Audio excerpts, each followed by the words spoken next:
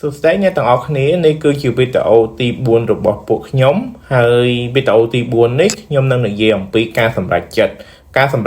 វាគឺជាការជ្រើសរើសរវាងជម្រើសមួយដូចធៀបទៅនឹងជម្រើសផ្សេងទៀតការជ្រើសរើសឬមួយគេថាជម្រើសដែលល្អការសម្រេចចិត្តដែលល្អគឺជាការសម្រេចចិត្តដែលមិនធ្វើឲ្យយើងមានប្រតិបត្តិសារីនៅថ្ងៃក្រោយសម្រាប់អ្នកដែលធ្លាប់រៀនមុខវិជ្ជាសេដ្ឋកិច្ចអ្នកទាំងអស់គ្នាប្រកាសជាធ្លាប់ឮពាក្យពីរម៉ាត់ដែលវាសំខាន់ជាងគេដែលវានឹងមានឥទ្ធិពលទៅលើការសម្រេចចិត្តរបស់យើងទី1គឺគេហៅថា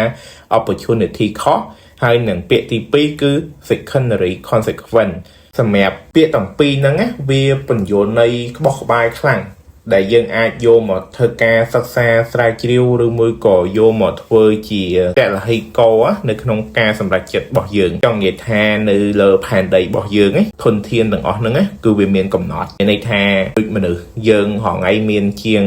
7,000 លាននាក់ឧទាហរណ៍ថាដូចជាប្រភពទឹកប្រភពអាហារឬមួយក៏របស់របរប្រើប្រាស់អីផ្សេងទាំងអស់គឺវាមានកំណត់នៅក្នុងមុខវិជ្ជាសេដ្ឋកិច្ច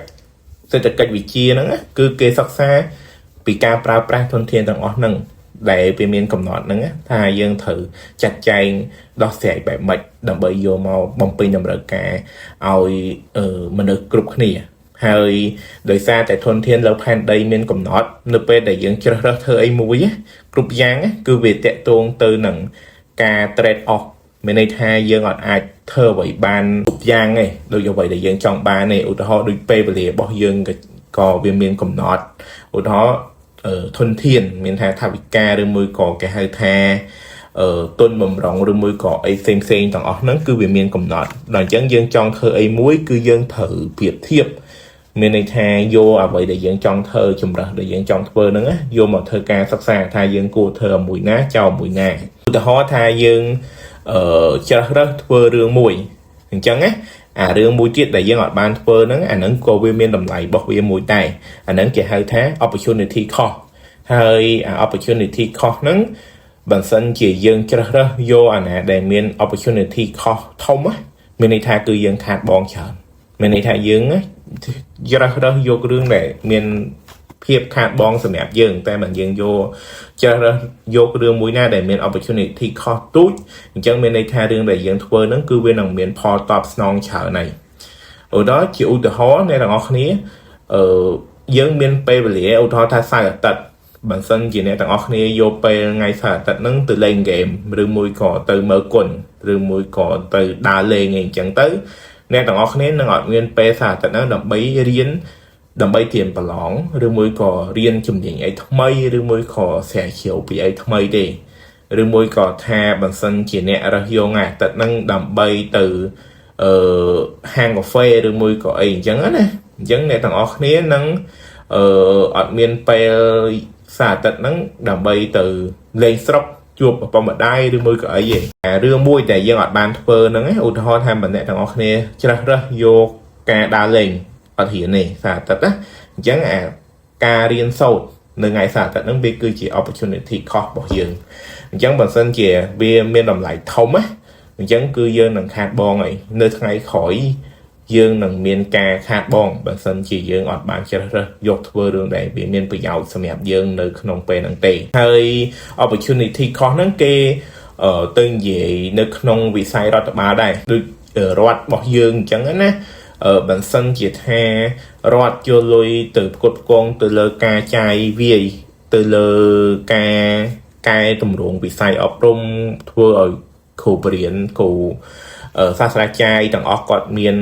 ប្រាក់ខែខ្ពស់ឬមួយក៏អីធ្វើឲ្យប្រព័ន្ធអប់រំខ្លាំងអញ្ចឹងរដ្ឋអាចត្រូវកាត់លុយដែលយកមកធ្វើ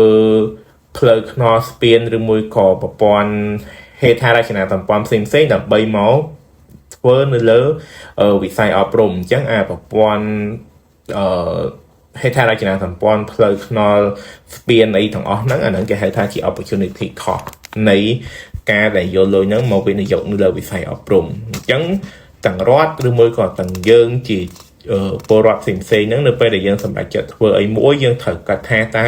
វាមាន opportunity cost ប៉ុណ្ណាហើយមួយទៀតដែរគឺដែលគេយកមកនិយាយនៅក្នុងវិស័យសេដ្ឋកិច្ចនៅក្នុងការជ្រើសរើស ជំរើសរបស់យើងការសម្រេចចិត្តរបស់យើងហ្នឹងអំពីពាក្យថា secondary consequence ឧទាហរណ៍ដូចនៅហាងមានន័យថាហាងកាហ្វេឬមួយភោជនីយដ្ឋានផ្សេងៗភាគច្រើនគាត់ធ្វើពីកញ្ចក់អីអញ្ចឹងណាហើយវាត្រូវមានជាងកញ្ចក់ចាំមានន័យថាគាត់មានភ្ញៀវទៅបើកបែកបាក់ឬមួយក៏ប៉ះទង្គិចអីទៅមានជាងកញ្ចក់ទៅធ្វើក៏ប៉ុន្តែជាងកញ្ចក់ដោយសារតែហេតុតែគាត់ចង់បានលុយច្រើនអញ្ចឹងណាគាត់ក៏ជួលក្មេងៗឲ្យទៅគប់កញ្ចក់ហ្នឹងសុកឲ្យទៅគប់អាសាបែកអញ្ចឹងទៅដើម្បីឲ្យហាងហ្នឹងហៅគាត់ទៅធ្វើអញ្ចឹងណាតែជាផលត្រឡប់មកវិញម្ចាស់ហាងបែរជានឹកឃើញទៅហៅទិញកញ្ចក់ដែលមាំមានន័យថាធំគប់ល្មមឬមួយក៏ប៉ះទង្គិចល្មមគឺឡើងបាក់ទៀតតែកញ្ចក់មាំកញ្ចក់តាមនេះអញ្ចឹងណាអញ្ចឹងជាងកញ្ចក់គឺគាត់ឡើងមានការងារធ្វើតែម្ដងមានន័យថាពីដំបូងយូរមានម្ដងអីអញ្ចឹងទៅគាត់នៅមានការងារធ្វើរហូតតែនៅពេលដែលគេយកកញ្ចក់មាំមកធ្វើអាហ្នឹងគឺគាត់ឡើងមានការងារធ្វើអាហ្នឹងគឺគាត់គិតឃើញតែប្រយោជន៍ក្នុងពេលភ្លាមគេហៅថាshort consequence ណាហើយគាត់បានគិត long term result ឬមួយក៏ secondary consequence ហ្នឹងឯងអាហ្នឹងដូចនៅកន្លែងភោជនីយដ្ឋានឬមួយក៏តាមរមណីយដ្ឋាននានាដែលអាជីវករមួយចំនួនទូចគាត់លក់កៅភ្ញៀវទេសចរ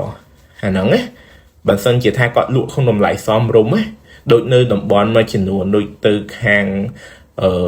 សៀមរាបឬមួយក៏ប្រេះដាក់អីហ្នឹងភាគច្រើនគឺគាត់លក់អត់ដំឡើងតម្លៃឬមួយក៏ដំឡើងអីទៅបីភ្ញៀវទៅច្រើនប៉ុណ្ណាក៏ដោយអញ្ចឹងបើសិនជាថាអញ្ចឹងណាភ្ញៀវគឺនៅតែទៅរហូតអញ្ចឹងគាត់នៅទៅរកស៊ីបានរហូតតែនៅពេលដែលកន្លែងណាដែលគាត់លក់កៅភ្ញៀវគឺគាត់លក់បានតែម្ដងហ្នឹងចំណេញបានតែម្ដងហ្នឹងតែថ្ងៃក្រោយភ្ញៀវហ្នឹងគឺគេឡើងទៅហើយមិនមែនថាតែគេឡើងទៅទេ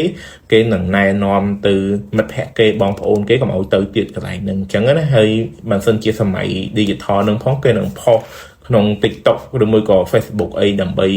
រិះគន់កន្លែងហ្នឹងនឹងធ្វើឲ្យប៉ះពាល់ដល់ការរកស៊ីរបស់គាត់អញ្ចឹងបើសិនជាយើងធ្វើអីក៏ដោយយើងត្រូវគិតដល់លទ្ធផលនៅពេលក្រោយនៅវែងឆ្ងាយតទៅមកទៀតអញ្ចឹងណាខ្ញុំអត់បញ្យល់ច្រើនថាឲ្យអ្នកទាំងអស់គ្នាត្រូវការសម្រេចចិត្តបែបណានោះទេព្រោះថាការសម្រេចចិត្តគឺវាចេញពីការសិក្សាចេញពីការបទពិសោធន៍ចេញពីដំបូន្មានផ្សេងពីអ្នកជុំវិញខ្លួនពីការមើលគំរូឬមួយក៏អីទាំងអស់ហើយអញ្ចឹងបើសិនជាអ្នកទាំងអស់គ្នាមានក្តីសម័យអ្នកទាំងអស់គ្នាប្រឹងប្រែងហើយនៅក្នុងជីវិតរបស់យើងវាត្រូវមានរឿងខ្លះដែលយើងត្រូវធ្វើការសម្រេចចិត្តព្រោះដូចខ្ញុំនិយាយពីដំបូងអញ្ចឹងធនធាននៅលើផែនដីយើងមានកំណត់យើងអាចសម្រេចចិត្តថាធ្វើរឿងដែលយើងចង់ធ្វើទាំងពីរឬមួយក៏ទាំង3ក្នុងពេលតែមួយឬមួយក៏អីបានទេអ្នកទាំងអស់គ្នាត្រូវដល់របត់មួយគួរតែទៅដល់ទេគ្រាន់តែថាមិនតាន់ទៅដល់ដែលអ្នកទាំងអស់គ្នាត្រូវធ្វើការជ្រើសរើសរវាងរឿង2ឬមួយក៏រឿង3ដើម្បីយករឿងមួយមកធ្វើអញ្ចឹងណាការដែលអ្នកទាំងអស់គ្នាជ្រើសរើសអ្នកទាំងអស់គ្នាអាចជ្រើសរើសដោយប្រើនៃ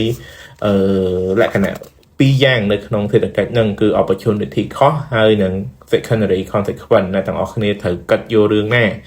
ដែលមាន opportunity cost ទូចកុំឲ្យជ្រើសរើសរឿងដែលមាន opportunity cost ធំដែលនឹងធ្វើឲ្យយើងខាតបង់បើអ្នកទាំងអស់គ្នាយករឿងដែលមាន opportunity cost តូចអញ្ចឹងផលតបស្នងនៅរឿងដែលអ្នកទាំងអស់គ្នាជ្រើសរើសយកមកធ្វើហ្នឹងគឺវានឹងធំហើយអ្នកទាំងអស់គ្នាគិតអីក៏ដោយកុំឲ្យមានការស្ដាយក្រោយអញ្ចឹងគឺត្រូវគិតដល់